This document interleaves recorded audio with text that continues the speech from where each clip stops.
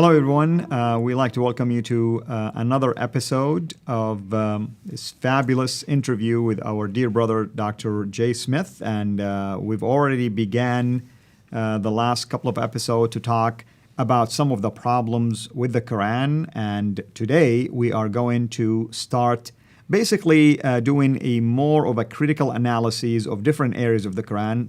First one we are going to address right now would be the two compilations of the Quran. Dr. J, welcome again. Well, good to be here again. Thanks so much. And we've gone through introducing the 6 areas we were going to be critical. Let's look at the 2 compilations, which we now have on the screen there. Now, remember, they claim it's an eternal book, that it was complete by 632, the first recension, and then it was another compilation that comes after that. And that's what we want to question in this episode. So how do we know this? Well, let's go back to the material that all Muslims are dependent on. To understand how the Quran was put together, they need to go back to Al-Buhari. Who is Al-Buhari? Al-Bukhari, of course, is one of the renowned collectors of Hadith, and he's the first one to take all of the sayings of Muhammad. So he's the earliest compiler of the Hadith, the sayings of the Prophet. That's right. Now, there are 9 volumes in his collection today. We need to go back to volume number 6, and we need to go back to Hadith number 509 and 510. So let's look at volume 6, starting with Hadith number 509 that we have up on the screen there. And we have it both in Arabic and in English, so you can see it side by side. Correct. And then on the left, we're just going to summarize what they're saying, because it'll take us too much time to unpack all of it. The first one, 509, Abdul says that between 632 and 634, that means right after Muhammad's death, correct, you had the caliph Abu Bakr realized that the text was not written down, and Buhari admits that since many who memorized it had died, therefore a large part of the Quran may be lost. So that's already there in the text. A large part of the Quran may be lost. That's correct. We're only 2 years after Muhammad's death. Yeah. So you can see that there is a question here. How much of it is a large part? Zaid ibn Thabit. Now, this is the secretary of Muhammad. When he was given this responsibility to do it, he thought it was much too difficult to do so. Yeah, and the reason why is because he feels a huge burden, and here's what he says, and I'm going to say it in Arabic first of all. كيف تفعل شيئا لما يفعله رسول الله? Meaning, why do you want to do something that the Prophet himself didn't do? Absolutely. Yeah. It just rolls out of your mouth. It's amazing when you say it. I love to listen to that.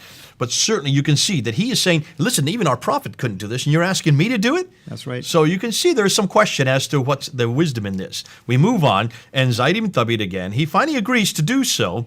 And so what does he do? He looks to find verses that are collected on palm stalks, on stones, and the memories of the surviving warriors.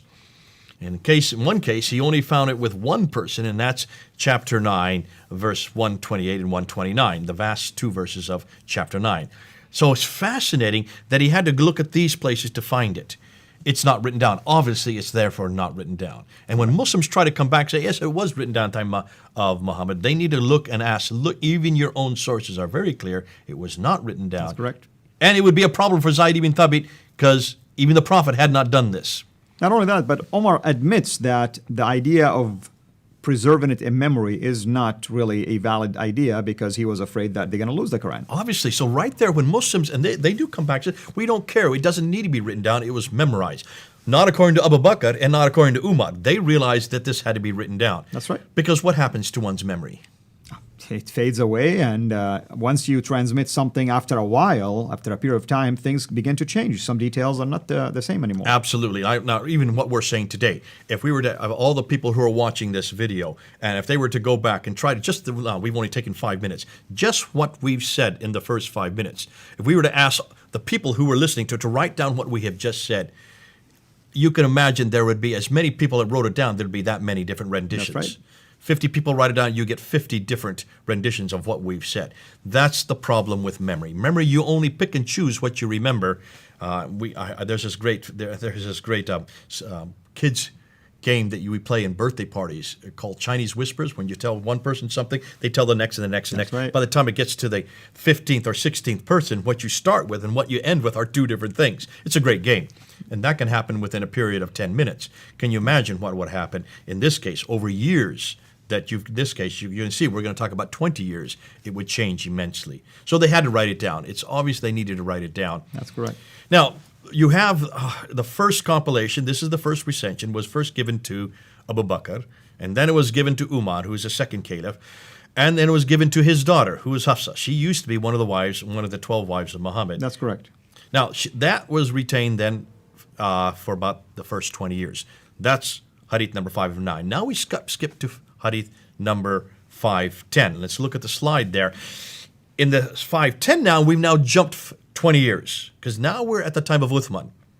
Abu Bakr has died. Umar was killed. Uthman now is the caliph, and he became the caliph in 646. Now we're roughly now 650, 652, so we're about 5 years to 7 years into his reign. You have a second problem. And it says right there that Hudayfa comes to him, and he's afraid that the people in Syria and Iraq would have different recitations of the Quran. So he's asking Uthman to have the Quran written down a second time, to rewrite the Quran using Hafsa's first compilation, that first compilation that was given to Hafsa. That's correct. Now, do you see a problem with that? Absolutely. I tell you what's the problem is obviously, Uthman didn't trust the first copy that was made. He realized there are more copies that are circulating around, and he... Okay, right there, more copies. Needed to so centralize already that. There's admission that there are different Qurans. That's correct. This is an admission, huge admission. Why don't Muslims pick this up? Because they only emotionally want to hear what they want to hear. This is their material. We're not making this up. And you can see we've kept the Arabic there, we've kept the English literal translation, and we're just summarizing what is already there. On the right side of the screen, we're summarizing on the left. That's correct. So you've got some problems here. This is already admission that there were maybe different Qurans.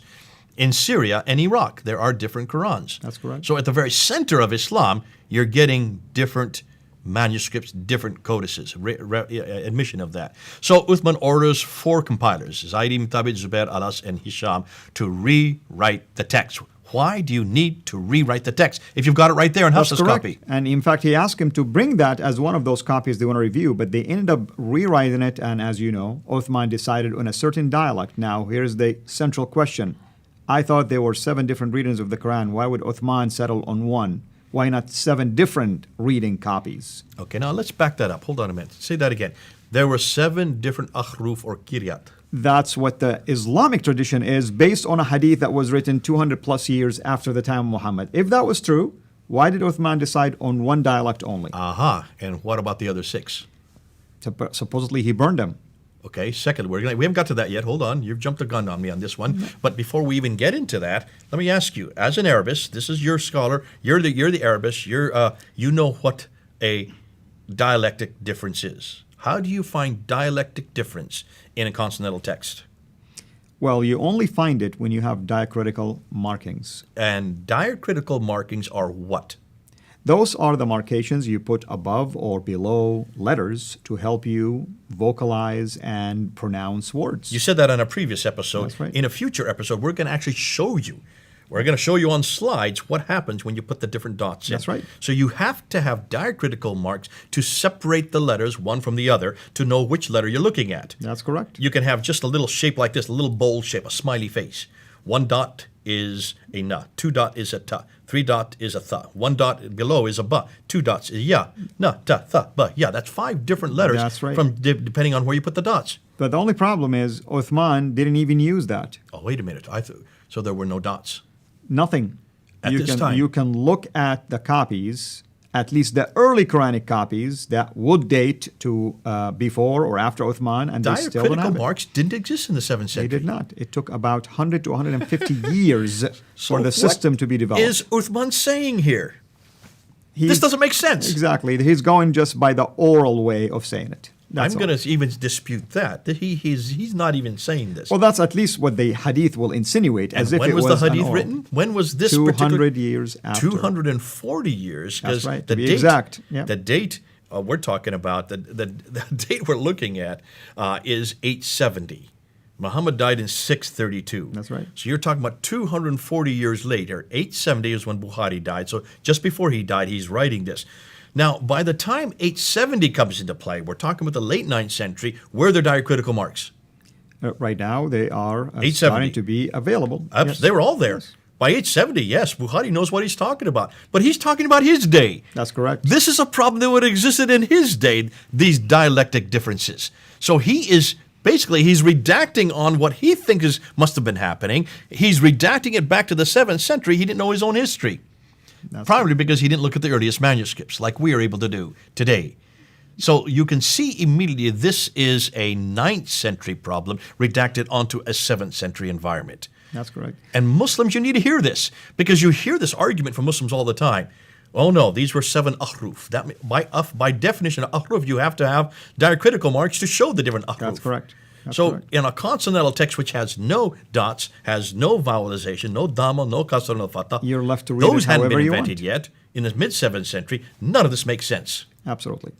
Oh, I love this. That's a good point. Now, we need to make sure that we underline this, and I hope Muslims especially are listening to this, because these are the claims your leaders make, these are the claims your pundits make, and yet they don't make sense historically. We're doing historical critiques here. Let's move on. So, therefore, he has these for rewrite it in a dialect that didn't even exist, at least not in a written form. You could have had a dialectic, orally, yes, there was a dialectic difference, but not in a written text. Ooh, I love that.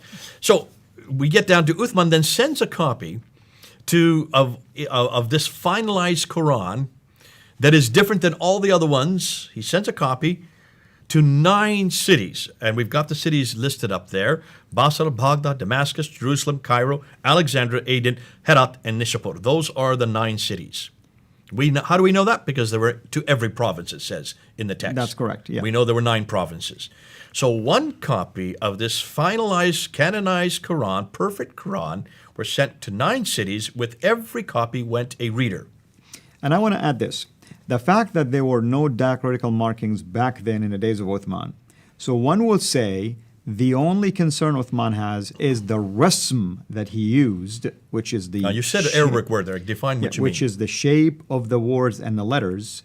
Whatever words he used, he was disagreeing with other copies that have different words, and now we have the Sana manuscript to even prove things like this. Okay, we're going to get to that. You're now really jumping ahead because I can see you're getting at the bit. You want to get ahead. You want to get to the conclusion, but we still need to lay a foundation. We need to lay a base for what's happening That's here. correct. So he sent to 9 different provinces. Those are the 9. Where are they? Ooh, $1 million question. Let me This think is like the a elephant Muslim. in the room. A Muslim going to come back and tell you, oh, it's in Samarkand. It's in top copy. Please do. And I hope you Muslims who are listening, you do come back on us, because that's going to be the next episode. We're going to go into those that do exist. But no, we're looking for 9. We're not looking for 4 anymore, That's like we correct. always thought. We're looking for 9. All right, now it continues on with Al-Buhari, volume 6, 510. Now, once he sends the copies of this second compilation, a second rendition, a second different Quran, otherwise, why would you need to rewrite it? Obviously, it's different than the first one. That's correct. So a second compilation, a second Quran, written 20 years after Muhammad's death. Muhammad wasn't even there to see whether it was the same. He's been dead for 20 years. He then orders that all the Quranic materials, either fragmentary manuscripts or whole manuscripts, be burnt. Ooh, help me here.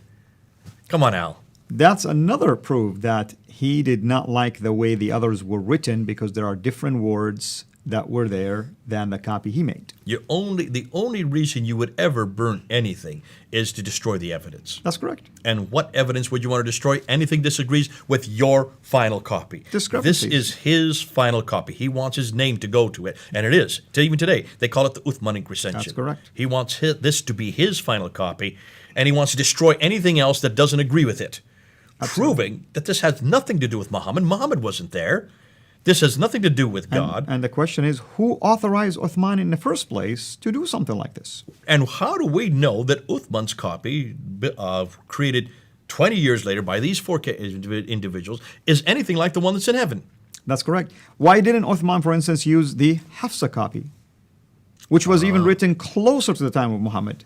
$1 million question. I would like to know what they did to Hafsa's copy. What happened to it? Most likely it was destroyed as well. Oh, dear. It just gets worse and worse as we go along. Now, you don't destroy copies unless you want to destroy the evidence. Wouldn't it be great if we had everything that was burned to look at? Wouldn't it have been great if they'd preserved those burn items so we could at least put it together and forensically try to find what was different in any of them? And you know, Dr. J, here's what I wonder about. Why do Muslims get upset when the Quran is burned today when in fact their caliph burned Qurans? At the very beginning. They need to look at that. And everything we're saying right now is from Al-Buhari, Volume 6. It's right here, Hadith ladies and number gentlemen. 509 Look and at 5. it. We're We not have making it this on up. the screen. There you go. Now let's move on. So, here are the questions I have. Question number 1, and we can go on to the screen. Let's take a look at them. Why did God, first of all, use a language which could not accommodate the Quran? You've already told me Absolutely. that the 7th century Arabic script only used razm. Correct. He already had other languages. God had already used Hebrew and Greek with the Old Testament and the New Testament. There were lots of languages that were quite sophisticated, could have easily accommodated it. Why did not God use those languages to begin with? Because the Arabic is limited to a small area, geographical area, and a small group of people. So how can the Quran be a message for all people? Not only that, we know that the Arabic is a very new language. We don't have any reference to Arabic prior to the 2nd century AD. Correct. And we know that it's derived out of the Nabatean script. The correct. Nabateans, as we're going to find out later on, were very significant in what we know as Islam today. But that's for another video at another time. Nonetheless, we do know that it was crude. It was so crude, you could not even understand it that early. Now, in God's wisdom, I don't understand why he would have chosen this language. Secondly, why did he choose a man who could not read or write? And that's another puzzling question because the first revelation, as we mentioned earlier, that he received says read. What does that mean? Akra. If he doesn't know how to read, why would God even start his revelation That's to this the first man? thing Gabriel said to him when they hit a cave. Akra. And what was his response? I do not know what to read. Ma akra. I cannot read. Well, that should have told Gabriel, Ma okay, you ana got the wrong biqari, guy here. he says, you know? Go somewhere else. Obviously, this guy cannot be the arbiter for the greatest revelation for in the history of mankind. If he cannot read, and that was his one goal, that was his one mission, why in the world did Gabriel still stay there with him and say it 3 times? 3 times, squeezing him after each time, That's according to the tradition again. That's correct. By that time, it should have been pretty clear that you've got the wrong man. Go get a guy who can read, a guy who can write. And because that is what his only responsibility is, to write this revelation down, to preserve it. Now, that was his only remit. Secondly, even if they still said, okay, we'll give him some more time. Of course he can't read. Why didn't he learn to read? He had 22 years. And that was his language. It's not like something new anyway. Listen, when I learned Arabic in London, it took me 2 weeks to learn the Arabic script, to read and write it. I didn't know what I was reading or writing. I didn't know Arabic. Muhammad did know Arabic. That's right. If it only took me 2 weeks to read and write the Arabic script, why in 22 years, could he not do so? That's another puzzling question, of course. And then hold on a minute, didn't he have a scribe? He did. Didn't he have Zaid ibn Thabit? At least more than once, but Zaid was one of them. What do scribes do? What's their remit? What's their one responsibility a secretary is supposed to do? To write. That's right. So why didn't he give him the other authority or the responsibility to write it down? The whole time he was with them, wouldn't it be something that he should have done? Wouldn't that be something that should have been preserved? That's correct. So and when we do have two, like Ubay and Abdullah ibn Mas'ud, they both took it upon themselves to write their own. No one told them. There you go. And then why didn't Abu Bakr make copies immediately of that which he wrote down? That's Why did correct. he just give it one copy and give it to one woman? Shouldn't there have been many copies made, like Uthman made 9 copies? Where are the copies that Abu Bakr made? That's rather irresponsible of him. And obviously, he let basically this idea continue because many took upon themselves to keep writing and writing and writing. And we have later that many different Qurans, of course. And then we brought this already up. This is the third set of questions, and that is, how could there be dialectical differences in the 7th century? These dialects, by definition, require diacritical marks. They require vowelization. That was not introduced until the 8th century. They were not finalized until the 9th century. And that you can see why Al-Buhari would have known about them, but certainly not the time of the 7th century or the 8th Because he was century. reading backward from his days. That's right. He's redacting it back, that view. And then, of course, as we already mentioned, why in the world would you burn something that was God's holy word, God's eternal word, the greatest revelation in the history of mankind, unless, of course, there was discrepancies. Well, Now, Dr. J, this is great material. Is there anything else we want to add to this before maybe we wrap it up so we can come back again with another topic in our list? well, I want to look, before we finish the compilations, I want to look at what the traditions say, because the traditions also go into this. They give us some troubling views. This is the Islamic tradition. That's the Sirah of the Prophet Muhammad. That means the Siratu Rasulullah, which would be the biography of the Prophet Muhammad. That's correct. First written by Ibn Hisham and Al-Waqidi. Then you have the Hadith that we've already referred to by Al-Buhari, Sahih Muslim, Ibn Dawud, Tirmidhi, and the others. And then you have the Tafsir, first compiled by Al-Tabari in 923. That's right. And those are the please exegesis of it. And then you have the history, tariq. Tariq, So you have the Sirah, Hadith, Tafsir, and Tariq. Those four genres. That's known as the Islamic traditions. That's right. So let's look and unpack and see what they say concerning how the Quran was compiled. Because what you're going to find is pretty disturbing, or in our case, pretty exciting. Let's start with them. Let's put them up on the screen. There's Al-Buhari, Al-Hajjaj, Ibn Dawud, Al-Tirmidhi, Al-Nasai, Ibn Majah, and then some would put a seventh one, Muwatta Ibn Malik. Okay, so those are really the 6 to 7 authoritative hadith compilers. And look and see what they say. So the first one, by Ibn Dawud, what does he say? He's saying many of the passages of the Quran that were sent down were known by those who died on the day of Yamama. He's talking about that battle. And they were not known by those who survived them, which means they were lost. So many were not known, so we did lose quite a few. So this is a huge admission. That's right. Nor were they written down, nor had Abu Bakr, Umar, or Uthman collected the Quran, nor were they found with even one person after them. That's a huge admission right there by Ibn Dawud.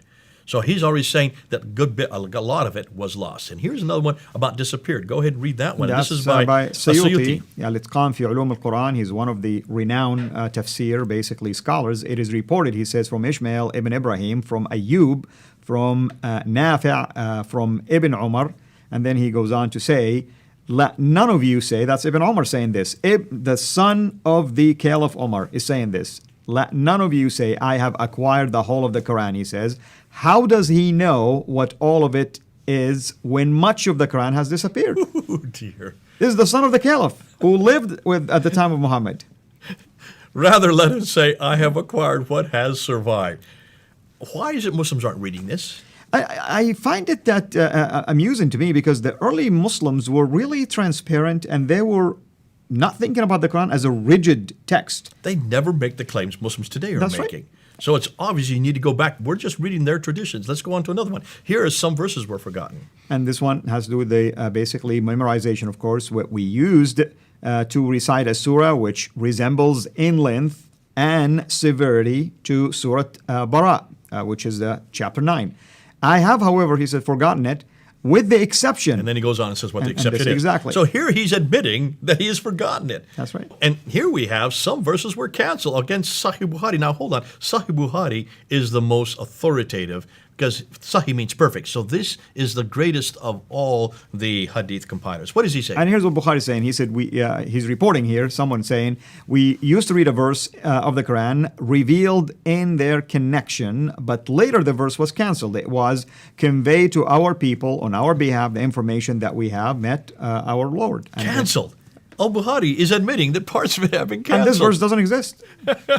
Now let's continue with Al-Buhari because he said that some verses were missing. And this is the great verse on Rajam. Go ahead and read this. I mean, basically, we know that the stoning verse doesn't exist in the Quran, yet stoning is practiced under Sharia law. So it's referring to Surah 24, Ayah 2. In chapter 24, verse 2, it says 100 lashes. But here you have Umar, who is really upset because he says, we used to stone, the Prophet used to stone after us, but I'm afraid that when they read the Quran today, they won't find that verse there. That's right. He's admitting that that verse has been taken out. And this is one of Muhammad's closest companions who became the second caliph. There you go. Huge admission here. Let's continue on. So, overlooked. This is Ibn Abi Dawud again. What does he say? Ibn Abi Dawud saying, Zaid ibn Thabit says, I see you have overlooked, notice, overlooked 2 verses and have not written them. And they says, said, this is and what then they he are. began to report it. So you can read that for yourself. So there you have him saying that they have been overlooked. And now we come back to Imam Malik, the 7th major of the compilers, concerning Aisha. This is the wife of Muhammad. What does he say about Aisha?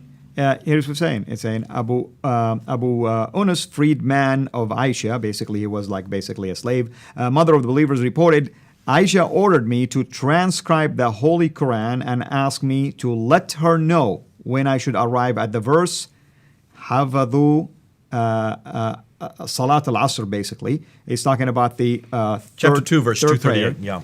Yeah, was Salati, and he was talking about chapter 2, verse 238. And he says, when I arrived at that verse, basically, I informed her, and she ordered, write it in this way. So here she is telling him to write it a different way than he has memorized it. So here is a woman, wife of the Prophet, who is actually correcting and changing the Quran. I didn't know women could change the Quran, did you?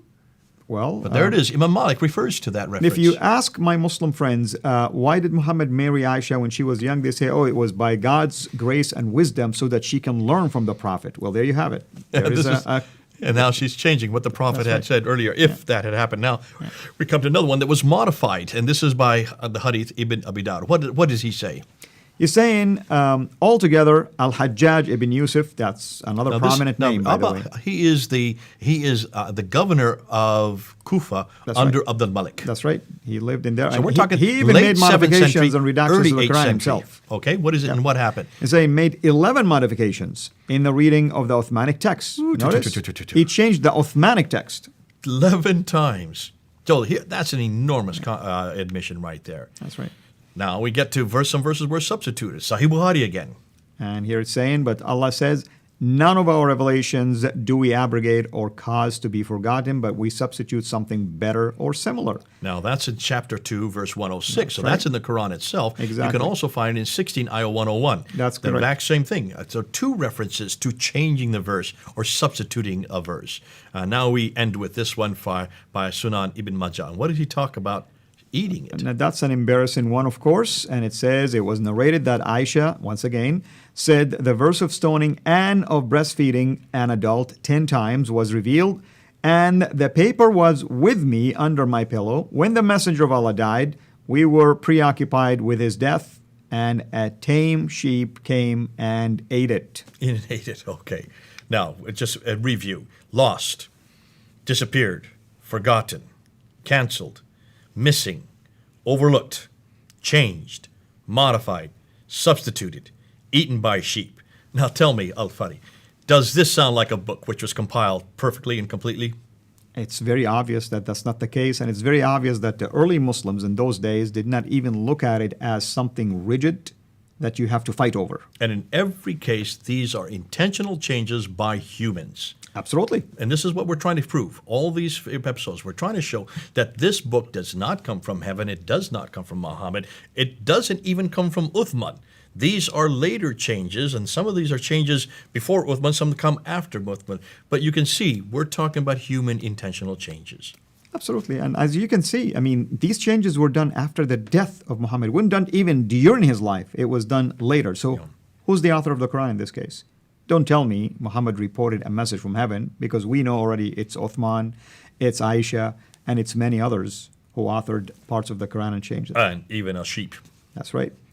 Well, I hope if you're watching, you've enjoyed this show, and please continue to basically follow this series, because we will be publishing these videos one by one, and we'll continue to talk about the different problems of the Quran, among many other topics that we will be doing with our dear brother, Dr. J. Until we meet again, have a blessed day.